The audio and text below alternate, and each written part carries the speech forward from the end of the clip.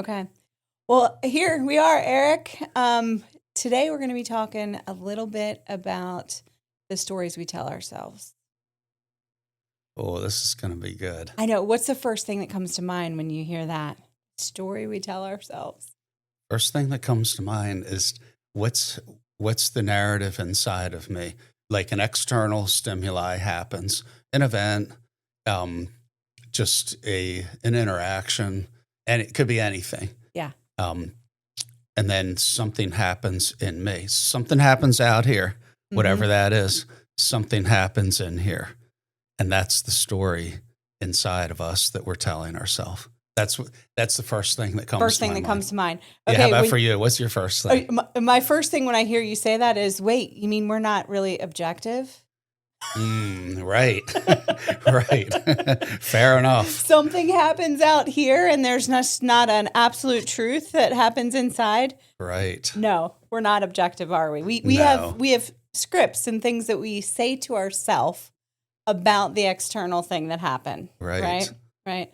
It's an automatic thought, automatic response that we have. Right. So I'm going to give you an example. Let's say like something goes on at you mess something up at work, right? What's your automatic thought? Shame. Ooh. What's wrong with me? I really messed up. How could I have done that? It's judgmental. There's a judgmental narrative loop playing inside of me. Okay, Eric, you just came up with like 5 in like a split second. And I think that's a really important point, right? Is that we oftentimes, when something happens, we can come up with a million negative thoughts. Right. Automatic negative thoughts that we might not even be aware we're telling ourselves. Right. I was on the beach, peaceful. Everything was wonderful. Like a month ago, 3 weeks ago. And Angie, our president, texted me. She goes, "Oh yeah, that Facebook post. Can we talk about that? You might want to rethink that." Oh boy! And my first thought was, "Oh my gosh, I completely messed up. How could I have done that? My team doesn't like me. My team doesn't respect me." Like all these catastrophic thoughts, in like 60 seconds before I even realized what was happening. Right. And then I had to go, whoa, hold on. Not so fast. This doesn't mean any of that. Right. And then I brought myself back to reality because that's a narrative or script that's played inside of me my whole life. But by stepping into it, I've learned how to manage that and how to deal with it. And not let that script run my life and just say, okay, yeah, that's a script. That's a thing. Yeah. That's what happens, but you don't have to stay there. Yeah. And in, an hour, I wish it was 5 minutes. In an hour, like I was in a whole different place. Yeah. Yeah. Well, let's break that down a little bit. Okay. Because you had the automatic thought. Right. And oftentimes we think that like when things happen, like the first thing is an emotion, but it's really not. It's our thought. Right. It's a thought about the thing. So a situation happens, Angie texts you, right? Right. And then we have a thought about it. And I have a bodily response. My whole body felt weak. Yeah. And that's the shame. That's the feeling of shame when my whole body goes weak. Yeah. And that's literally a response to the emotional reaction. Yes. Which is a response to the thought. Yeah. Right. Exactly. Yeah. It's an equation, right? It really thought, is. It's a feeling or an emotion, then oftentimes a actual physical feeling that results from our emotional state, and then behavior that comes out of that. It's a chain sequence, right? Right. So then, like, I think we have the opportunity to turn it into a positive, something that's good for us. And for me, that thing that I get to each time, whatever the external thing is that brings me through that sequence is this thing of, you're never done growing. Like you're never at a place where like, okay, I dealt with that. I'm good. It's never going to be a thing ever again. And that's a freeing place to be, because when we're in that place of, okay, this was the last time, that's never going to happen again. That is a recipe for anxiety and more shame. Yeah. Because it's going to happen again. We're human beings. We're going to have these narratives, these scripts, as you call them. But it's just, how do we relate to those? Yeah. Yeah. And I love that. It's almost like you're replacing one thought with another. Right. Oh boy, what did I do to mess up? Oh, I'm still growing. Whatever happened, I can grow through this. Right. It's an opportunity to give ourselves grace and to engage in growth, because when we truly get worse is when we think we've arrived. Mm-hmm. Mm-hmm. Yeah. Either we think we've arrived, or we're in shame, a shame narrative, or whatever it is, and we don't have tools to help us get to it. But either of those two places are not a great place to be. Yeah. Eric, when I'm listening to you, I think about how sometimes our progress, it's not about not falling off the horse. It's about getting back on the horse quicker every time, right? And so when that comes into play with automatic thoughts, right? You said an hour later, I realized all the negative thoughts that I'm having, right? Sometimes it's how quickly we can identify that we've gone through this whole process, right? Because it's such an automatic thing that we oftentimes don't even notice. It's like the soundtrack that's playing in our head. We don't even realize it's going on. I think we can go into denial, like self-protection, or we're doing what you say. What I do is I get immersed and wallow in it. And so I immediately knew what was happening, but it's just that it's deep in me that it took an hour until I felt my body not be weak anymore. And I'm like, okay, great. Like, I had 23 other hours that day. I didn't say, oh gosh, wow, I'm a novice, I'm a beginner. I should be able to get out of that in 5 minutes. I don't should on myself. Oh, no shoulding. Yeah, no shoulding. Yeah. I will not should on myself. I will not should. That's good. Right? Yeah. I just was glad and celebrated that it didn't go on, the whole rest of that day or the next 2 days. Yeah. Yeah. Like, that happens to people. It happens to me. Forget about everyone else. I do that. Hello. I set you up for that. You did. I gave you a softball. I do that every once in a while. When I'm in a generous mood, I'll toss up a softball. Yeah. It's so true. And the automatic thoughts, where do they come from? I think previous life experiences. Yeah. Yeah. Usually childhood, not always, usually things that we adopt when we're impressionable and very young. Yeah. Yeah. Where do you think can you think of an example of that? Yeah, I absolutely agree. I do think they come from, it's the hard wiring that we have as we're developing. And it's almost like this hardwiring of experience, and then scripts that go along with that. And when we look at the different voices that we might have in our head, we have that voice of the critical parent, right? Not to say that all parents are critical, right? But that's just that oh, you shouldn't have done that. There's that should word again, right? What's kind of interesting.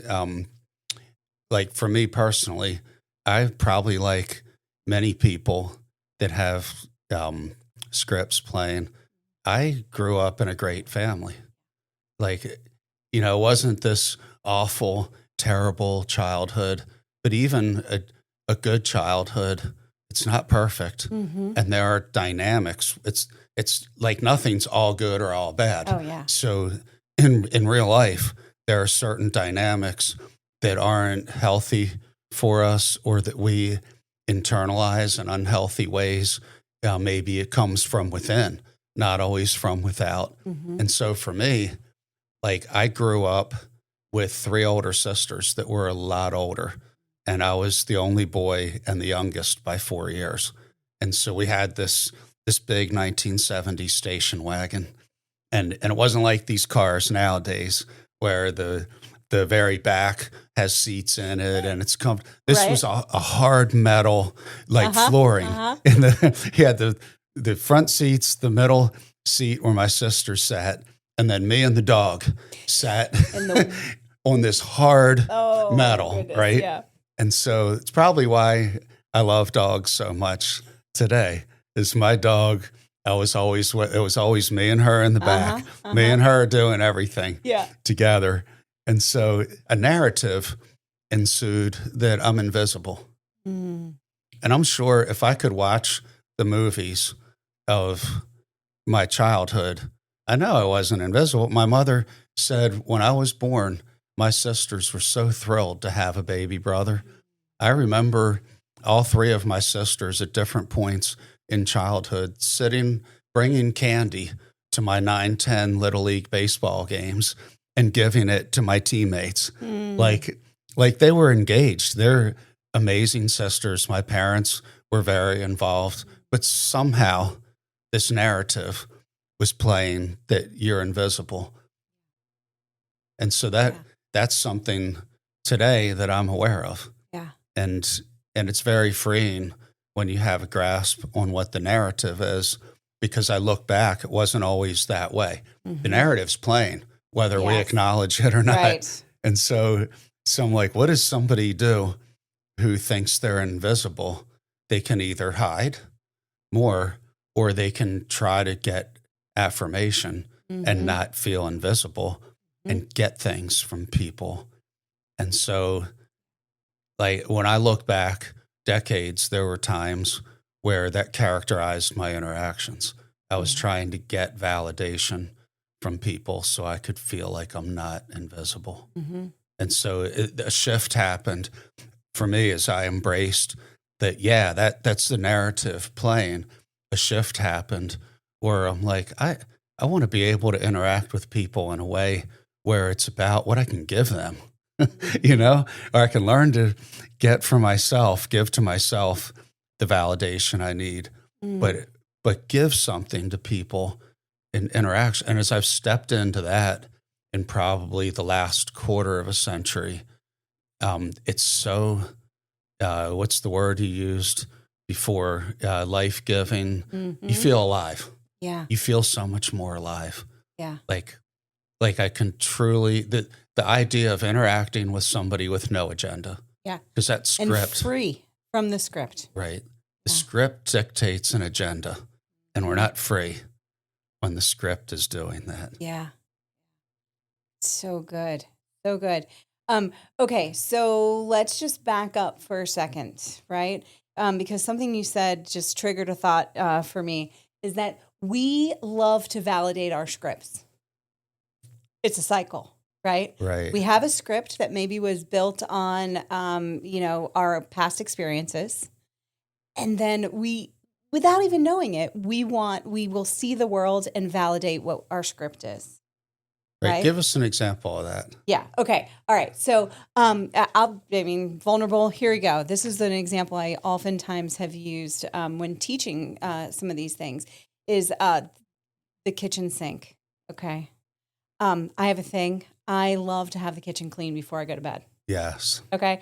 I mean, literally, the entire house can be falling down. There can be laundry everywhere. It doesn't bother me one bit, as long as the kitchen sink. I think I read that in a Jim Collins and John Gottman book, that all great leaders and all great therapists go to bed with the kitchen sink clean. Yeah. I Everybody know, right? knows that. I mean, clearly that is the case. So as long as that's happening, all is well, okay?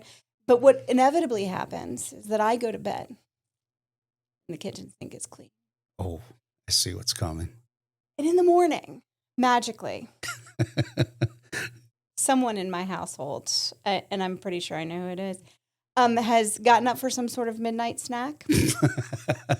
and there's a dish or a bowl that is in the sink, right? And of course, the dishwasher is always dirty, so you could just put it in the dishwasher. Right. Right. So to me, my automatic thought is, why? Why would you not just put it in the dishwasher? Right. But then my emotional reaction to that is anger. And then when I start really thinking about it, it unlocks a whole bunch of core beliefs for me.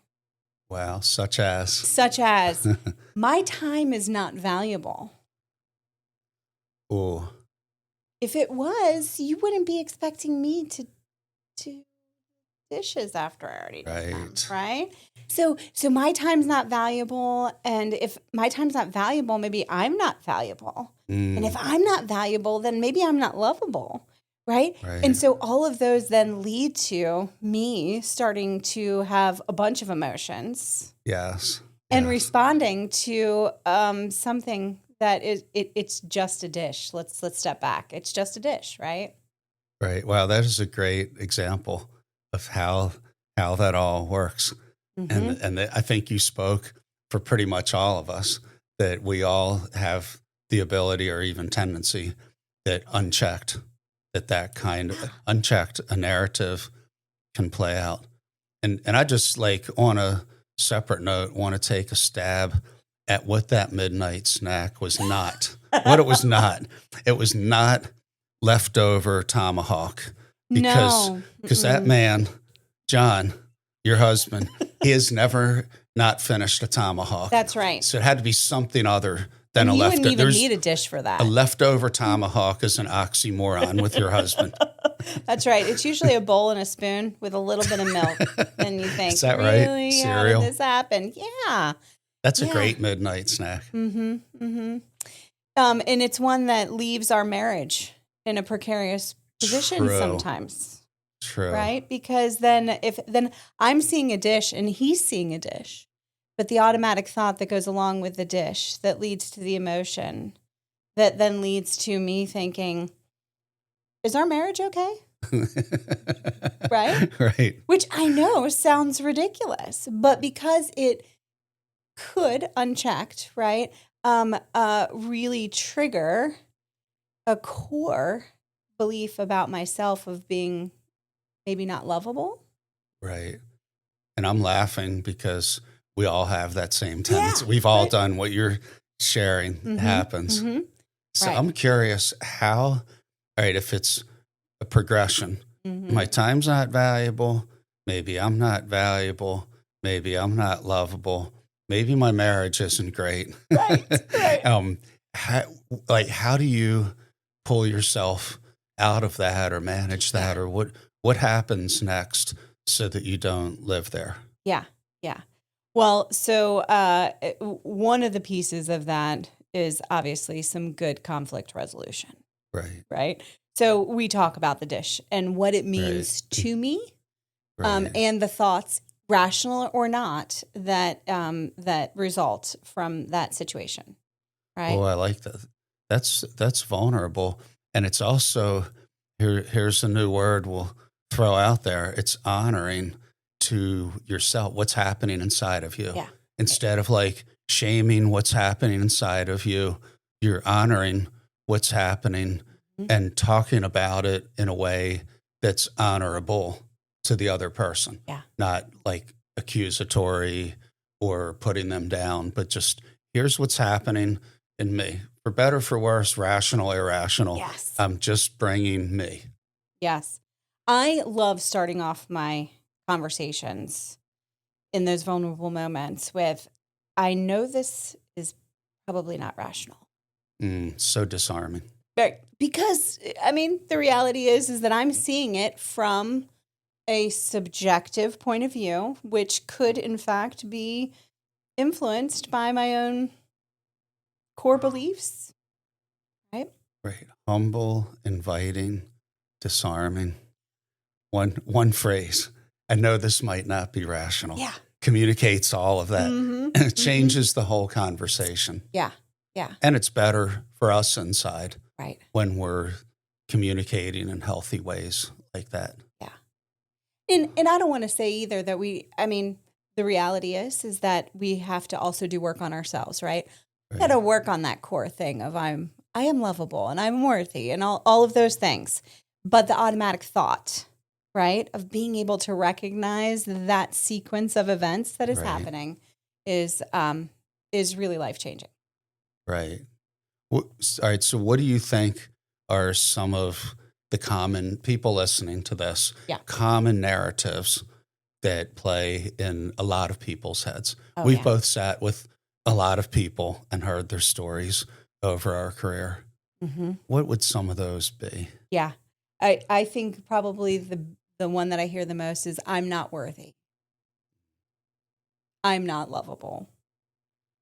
I think those two are the huge ones that Right. I hear. And I think you're right. And I think that sometimes the narratives men and women have can be different. I think Yeah. a lot more women have those narratives playing, and a lot more men have the narrative playing. Am I enough? Am I capable? Mm-hmm. Yeah. Do I have what it takes? Mm-hmm.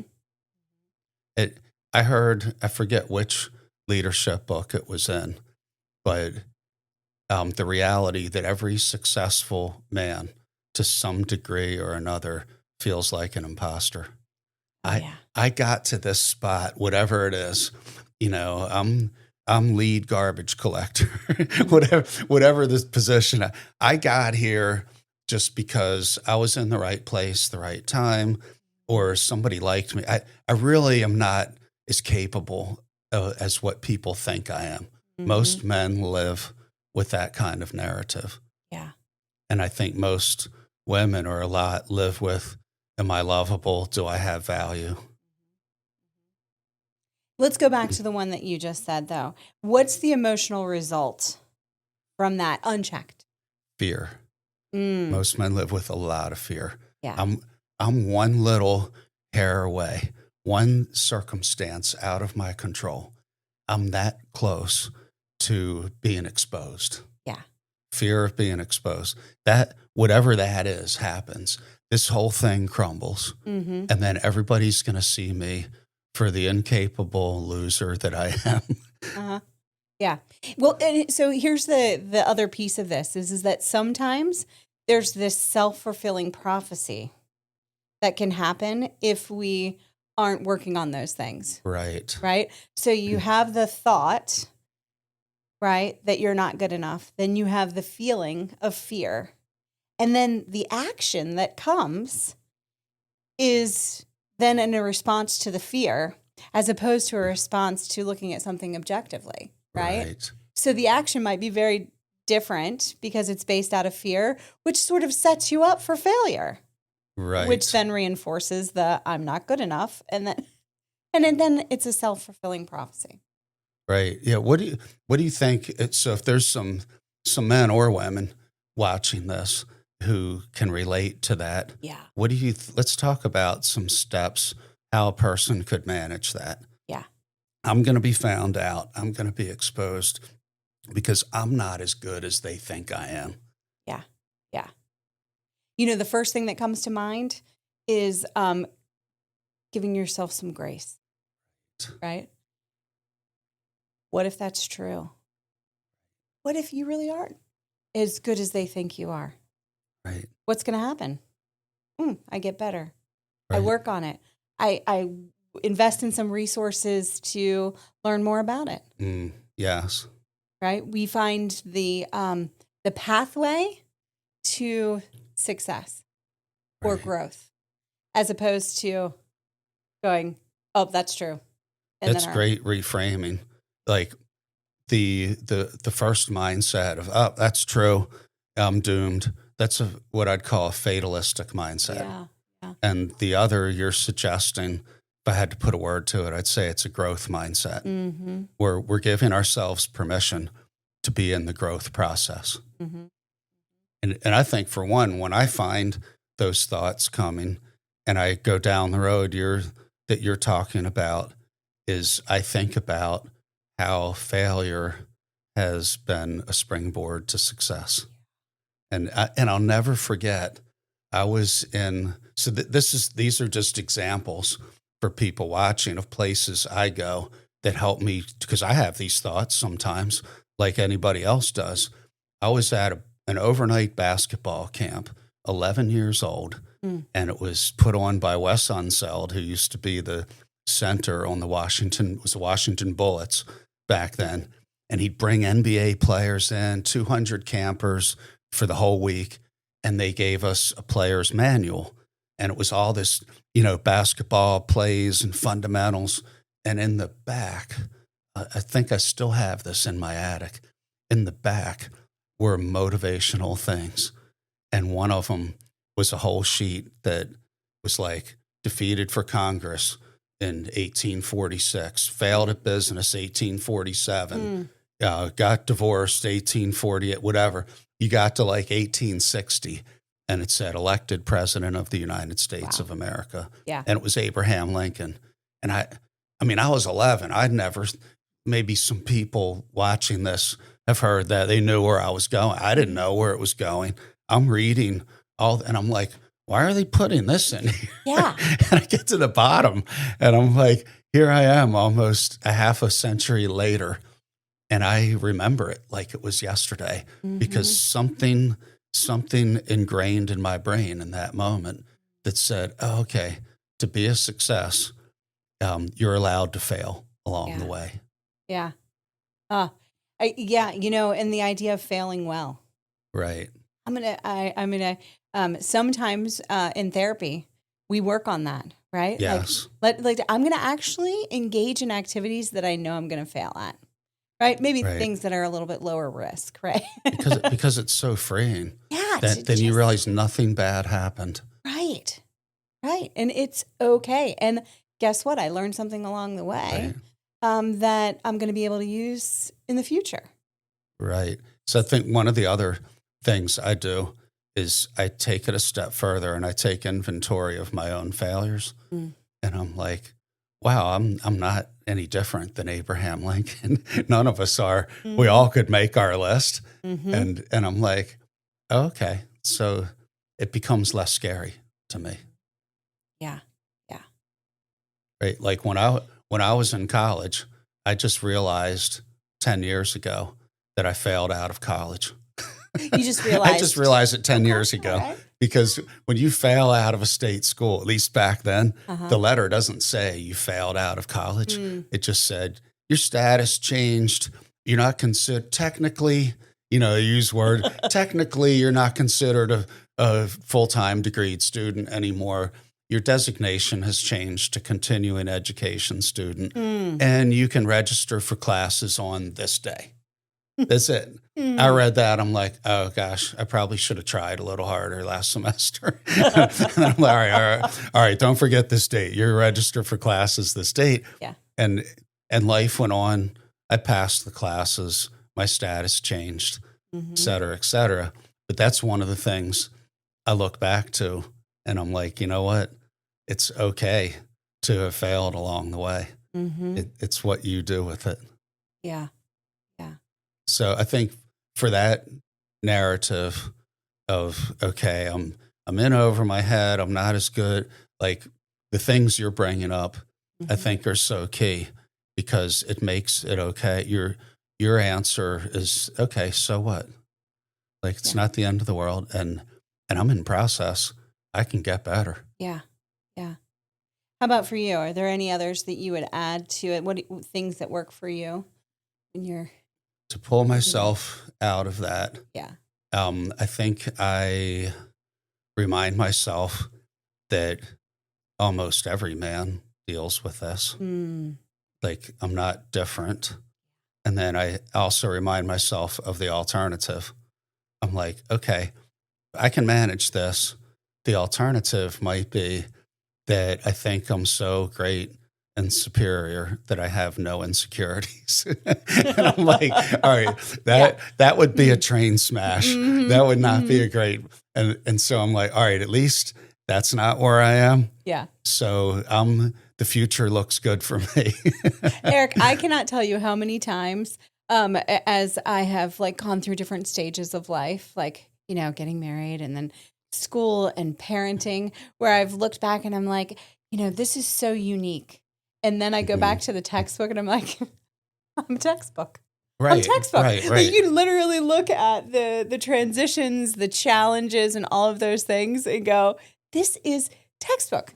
Everybody goes through this. Everybody's in that sandwich generation at some point. Everybody's going, which I read in school, and at some level I knew intellectually. But then you live it and you go, oh, yeah, that's not unique at all. Speaking of what you just said, is that we all are on a journey and are going through these things. So another reframe that I do sometimes in those situations, famous psychologist Henry Cloud, I heard this quote from him in a video I was watching like 25 years ago. He said, you know what? If you're not scared to death at any point in your week, you're never scared to death of something like that you're doing, like he was talking about in a professional context. Mm-hmm. He said, you're not taking enough risks. Mm-hmm.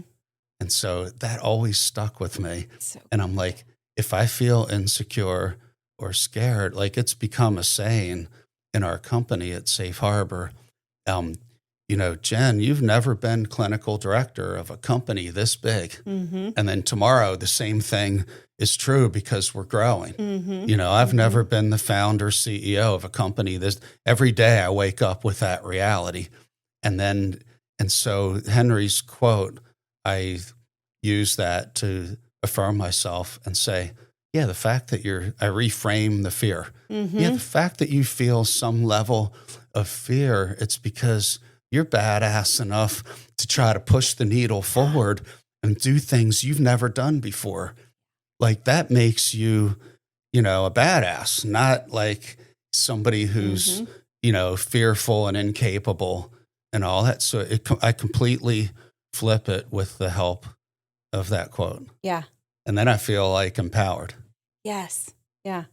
It's 5 seconds of courage, right? Yes. I Bought a Zoo. That's like a great movie where he just, I need 5 seconds of courage. Yep. And then if that doesn't work, then I call Ryan Blankenship and I say, hey, where can I get the best liquid courage from? Right. Exactly. No, I don't do that. I'm just joking. That's a really bad idea. No, don't do that. Yeah. Some might argue it's even a bad idea just to call Ryan Blankenship.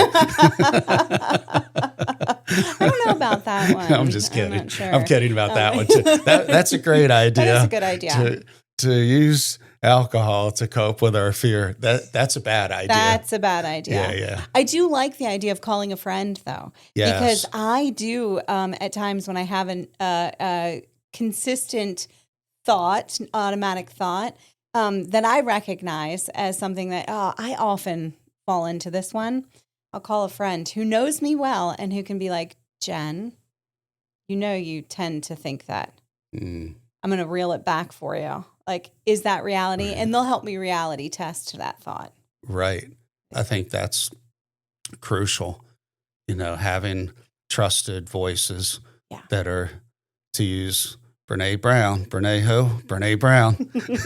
to use her language, a trusted person who's on the field with you. Yes. They're in the arena with you. Mm-hmm. They're not in the cheap seats. Mm-hmm. To allow their voice in the conversation. Yeah. That can really help. So I think another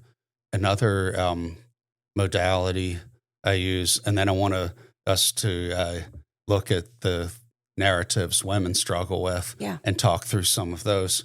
It's just spiritually, like I believe that spiritually, just for me personally, that there's a God who has had me in his hands. Mm-hmm. And I take inventory of times in my life previous when there's been insecurities, failures, whatever. And it brings me to a place of saying, you know what?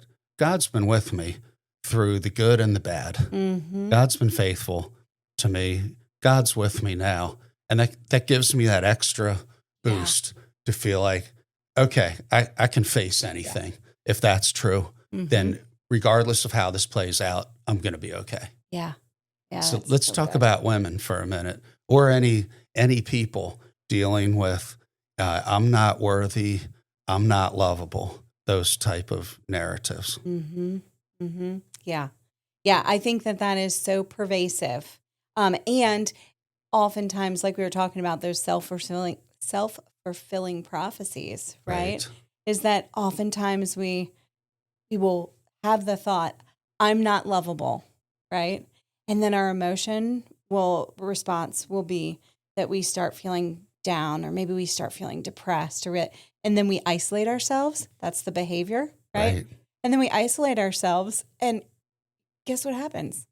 People aren't coming into our world, and then we're like, see, I'm not lovable because people aren't coming Right. into my world. Well, because we isolated ourselves. Right. Right. So we get in that cycle. Self-sabotage. Yeah. Self-sabotage and that self-fulfilling prophecy. That's a great insight. I think that's a tough loop when we get into that. Yeah.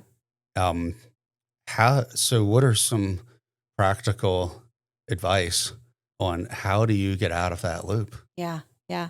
Because we all get there All of at us. some point or another. Yeah. I think sometimes it is easier to change the behavior and then work your way back.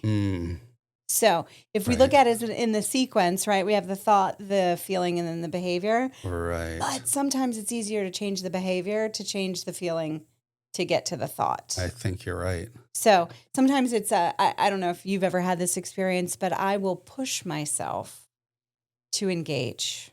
Yes. Right? I don't really feel like going out to dinner, or I don't really feel like hanging out with these people. I don't want to go to that women's thing. Right. But I know that that's probably what I need in the moment. Right. So I'll make a conscious choice to do the behavior, and inevitably then it changes the feeling. Right. And then I can address the thought. Make different decisions. Different You choices. do the hard thing. Yeah. I call that doing the hard thing. Oh, and it is hard. Let's just Right. rest there for a minute. It's not easy to make that choice. Right. Because we can't control always how we feel, but we can control the power it has in our life. Yeah. So good. I go to a Pilates studio, and the motto on the wall and what they say at the beginning of every class is get ready to get comfortable being uncomfortable. Oh, yeah. Yeah. And I think that's what you're talking about. Is don't run from the uncomfortable. That could just very well interrupt a downward spiral. Yeah. We have to interrupt it somehow. Right. Yep. And it can be such a small thing, right? Maybe it's not, maybe going and participating in something is too much. Maybe it's just a phone call. Right. It's one moment where I would rather isolate myself, but I make a choice to not. Right. Whatever that could be. So what do you do personally if you start to feel unlovable? Yeah. I usually do call a friend. Right? Lean into the people around me who have been on the journey with me, because they know if I'm lovable or not. And Right. they might have a moment where like, yeah, Jen, you are kind of acting unlovable right now. Right. But that's not who you are. Right. That's this one moment in time. That's a tiny slice. The whole narrative of your life. Look at that. So you enlist help of people who can remind you of your true self. Yeah. Right. Yep. That's what some writers would call our false self. Mm-hmm. A false self emerges, and these narratives can speak to that. I'm unlovable. I'm not valuable. That's a false self that emerges. So enlisting people that can remind you of your true self. Yeah. I do that too. Or I even in my own mind take inventory of the relationships I have in my life that are meaningful to me, and what I'm able to give to those people and what those people give to me. And I'm like, they're lovable and I'm lovable. And, I have connected relationships. So I think about, where do I feel connection? Mm-hmm. And for me, maybe for a man, I'm a little bit unusual, but my level of connection with people has the power to make me feel like lovable or not. Mm-hmm. And that can be a good thing or a bad thing, because sometimes in a certain social setting or whatever, there could be disconnection, but it could be not because of us. It could be the environment we're in or the type of people, whatever it is, could be, and being at ease with that and not having that narrative play. And it can be a good thing, if we have those type of relationships and something triggers that we feel unlovable, is drawing upon that reservoir of a life that we've built that we couldn't have built if we weren't lovable at some level. It makes me think too of another thing that is I have really high standards for myself. I don't really have high standards for anyone else. Right. We have a lot in common. Yeah. So the things that I might do that make me think, oh, I'm unlovable, I wouldn't necessarily say that. I mean, if you said that you were unlovable, I'd be like, Eric, let me remind you of all the ways that you're lovable and worthy. And I would be able to list those, no problem. But if it was me, then my standard is so high that then I wouldn't be able to do that. So, I would have to work on it. So I think that is also that double standard. Right. And so eliciting someone who I really trust to reflect back to me. Right. How lovable and worthy I am is important. Well, you did that for me, Jen, 5 years ago. I don't know if you remember. And it's not really around the issue of being lovable. One of my narratives that play out is you're insignificant. And so 5 years ago, our company had evolved to a place where you and Angie, Nicole, Ryan and LJ weren't part of it. It was you, Angie, and Nicole at that point were the ones running the company. And I was on the phone with you one day, and I was at the gym working out, and I started to cry a little bit. I'm just like, yeah, I'm struggling with who am I now? I used to be that guy that, my phone blew up all day, and that made me feel significant. And I had to life got me to a place where I had to deal with that and be like, okay, that's a problem. If you need something like that to feel significant. But what you said on the phone was you just reminded me of my significance. You were like, well, all the things you've done, and you start naming things, and you're like, that's enabled the three of us to do what we do. And you were that person. Thank you. I've probably never said thank you, but it's 5 years later, and I remember that. You probably forgot all about that, but to me, it was very significant. Wow. And I did what you're talking about, what you say you do, and I can say it works. And it's great to be that person who can be vulnerable to reach out like you're saying you do, and it's great to be that person who you were to me in that situation, who can remind other people of who they are. Thanks for sharing that. Oh, yeah. And we stand on the shoulders of giants, don't we? That's what you're the giant in the room. That's what you said 5 years ago. Yes. You're a giant. Those were your exact words. You are. You said, you're a giant. We're standing on your shoulders. Yeah, yeah. And I was like, wow, talk about a reframe. Yeah. So good to have those people in our lives. I know. To help us, because we can't be objective. Because we have these things, we have these narratives, we have these experiences, and we can try to be objective. We can try to see things from other people's perspective. To truly be objective is really, really hard. And that's why it's so important to have people around us who are able to, and with people around us and also internally. You talk about your spirituality. That also helps us be able to see from a different perspective. Right. Yeah. So we have unlovable, and what was the other one? Not worthy. I'm not worthy. Yeah. An imposter syndrome, right? Like that. I will say, I think that goes across the board as well. Right. I think we all struggle with that. So. We do. I mean, on the unlovable thing, I like your reality of also being truthful with yourself. It's not just about being affirming. It is, but you take a ruthless inventory and you're like, okay, let's objectively look at this. Yeah. Am I acting in ways like, how lovable am I? Because, there's the slang expression, wow, they're a hard person to love. Or if somebody's being kind to you, oh my gosh, Jen, you are an easy person to love. You've probably heard that a lot in your life because you are. But I think your thing of taking an objective, ruthless inventory, I don't feel lovable, but how lovable do I act? And what changes do I need to make? Because this is changeable. Yeah. We're not like brought into this world where, we're labeled lovable or unlovable.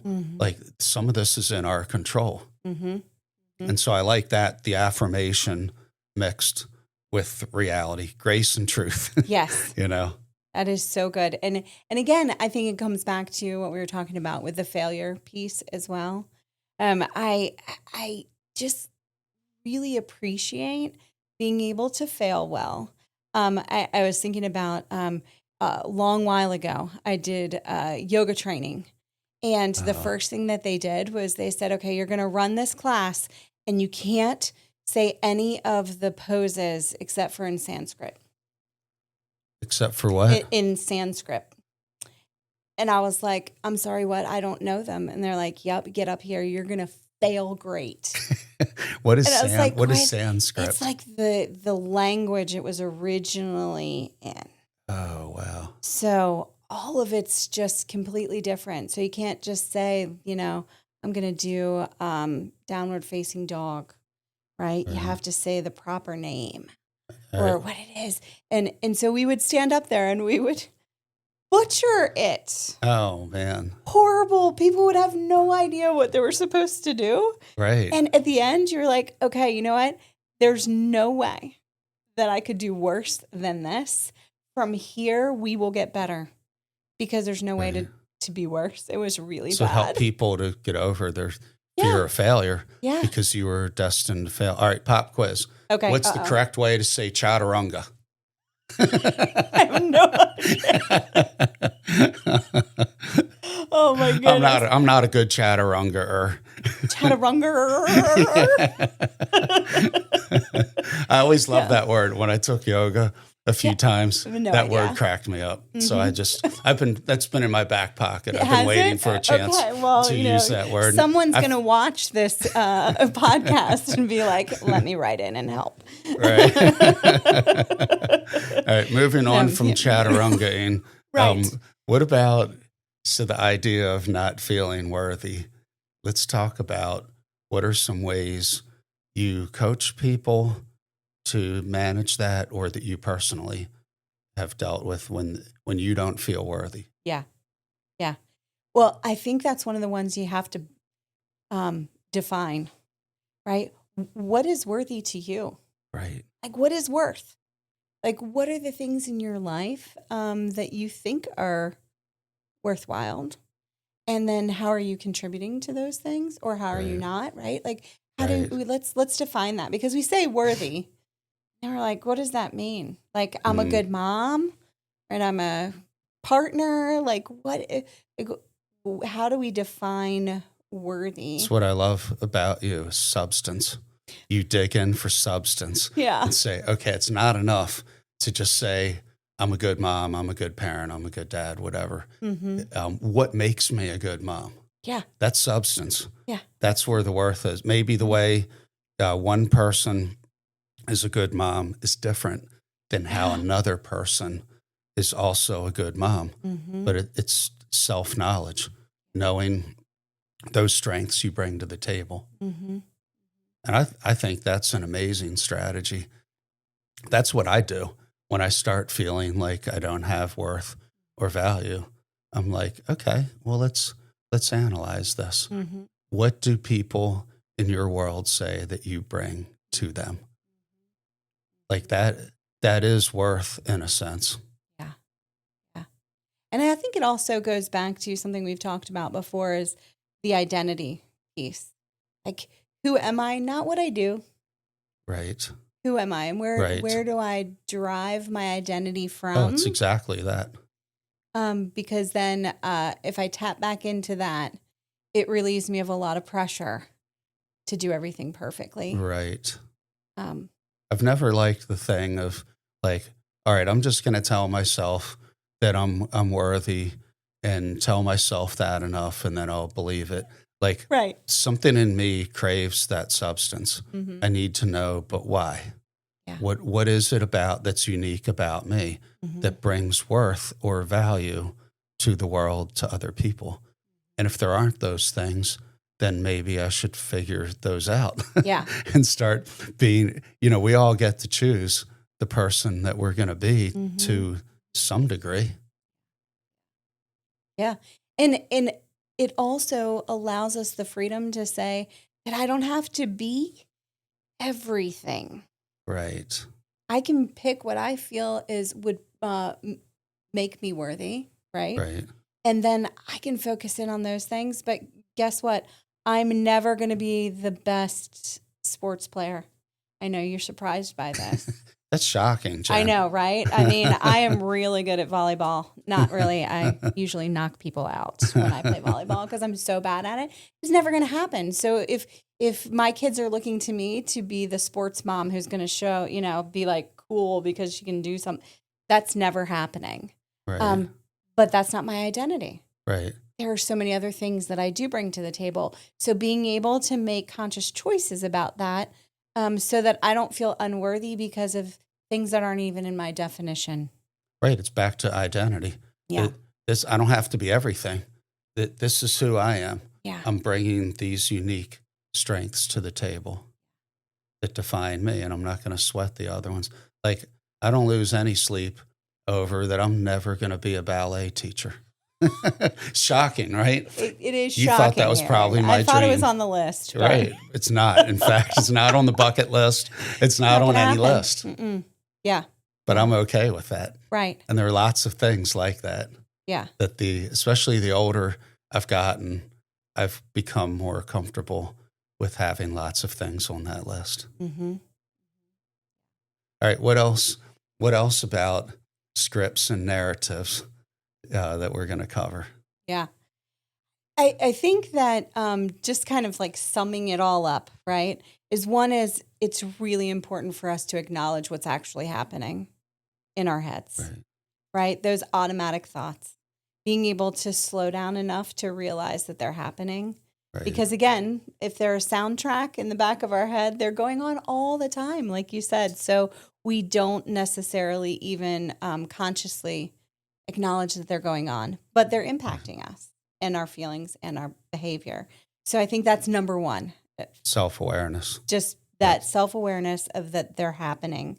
And then being able to recognize the cycle and make one small difference in that cycle. One small change can make a huge difference in the frequency, how quickly we recover, and our behavior. Right. Make a small change, something that's manageable. You don't have to change everything. No. But pick something small. Small is okay. It's great. Okay. Yeah. Less is more. Yes. I love that. That is, and it can have a huge impact. And I think that this really speaks to the cycle then again, because once we do something, let's say we change the behavior and then it changes our feelings and then our thoughts change ever so slightly. Now we have a success cycle. Right. And when we have a success cycle, then we're going to be more willing to take a risk and try something else. And then we have a history of success. Oh, I like that. As you're talking, I'm also thinking about on the giving end to other people, what it looks like. There's an ancient proverb that says that there's power of life and death in the tongue. Yes. And so if that ancient proverb's true, we actually have somewhat of an influence to influence other people's narratives. Mm-hmm. And that's our influence on their narratives definitely is related to what our own narratives are. We have to have a narrative playing that says, I'm significant. I have something to offer to people in order to affect other people's narratives. But I think that one of the things, like when I think of that, I rewind back 40 years to I was a counselor at a summer camp. And at the end it was a week-long camp where the kids stayed, teenagers, junior high and high school, middle school and high school, stayed at the camp for like 5 or 6 nights. And the last night we had a sharing time around the bonfire. And the head person in charge allowed me to be in charge of that sharing time.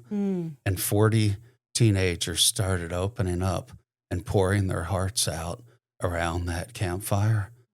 And I've never experienced something to that level before or since then. And we're walking up the hill at Rock State Park, right outside of Bel Air. We're walking up the hill in the dark when all this is over. And it's just been this like mountaintop experience. We're going up to the cabins. Girls' cabins left, boys to the right. We're going up this path, and I feel this hand on my shoulder, and I'm 20 years old. And the lead guy in charge of the whole thing, he just said one phrase. He goes, Eric, God's going to do great things through your life. I was 20 years old. He changed my narrative from I'm insignificant, I'm invisible. I mean, not single-handedly and not in one moment, but that was a key thing that 40 years later, as I tell that, I feel in my body the impact of that. I'm brought back physiologically 40 years, and I feel what I felt when that happened. And that's something I draw on. When I feel insignificant, unimportant, my life doesn't matter, I feel sorry for myself, I go back to that spot and I'm like, no, you have significance.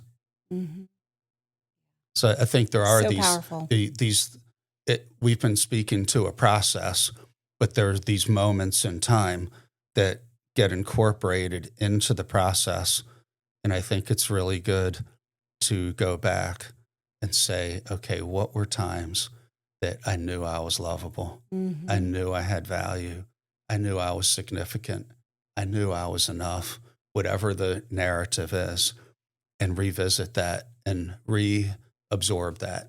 Yeah. Because what we tend to do when we have a narrative playing is discount that. Right. Oh, well, he was just so-and-so. Oh, well, she's my wife or my girlfriend. Of course she's going to say, he's my husband. He has to say that. Yeah. You know, like we dismiss it. Yeah. But to not dismiss it and really see whatever it is that was a gift that was given to us, see that and reabsorb it. Yeah. And can be a very powerful part of that process. Yeah. And just to reinforce that, I mean, I know people are listening and they're thinking like, okay, well, I'm going to focus on those times. It literally changes the functioning of your brain. When you focus on those things and those pathways, your brain creates pathways so that you can recall that quicker the next time you have a negative thought and be like, oh, yeah, but also because your brain will literally, this is what we call neuroplasticity. Yes. It will literally carve a path to that thought process. So it's an amazing thing to be able to pull up those moments. And it's good for our brains. That's brilliant. To pull up those moments. Boy, that's a great thought to end on. Yeah. I'm going to say definite mic drop on that one. Right. That's why they call you Dr. Jen. That's standing on the shoulders of giants, Eric. Well played. Well played. All right. All right, everybody. Well, thank you for being with us. I hope this has been enlightening, interesting, fun. I hope it's been all that for everybody. Yeah. Thanks, everyone. Well, we've come to the conclusion of another podcast, and we're grateful that you've spent this time with us. We would love the privilege of being there for you for any need that you have in your life. So please look us up at safeharbourbc.com or 1-800-305-2089.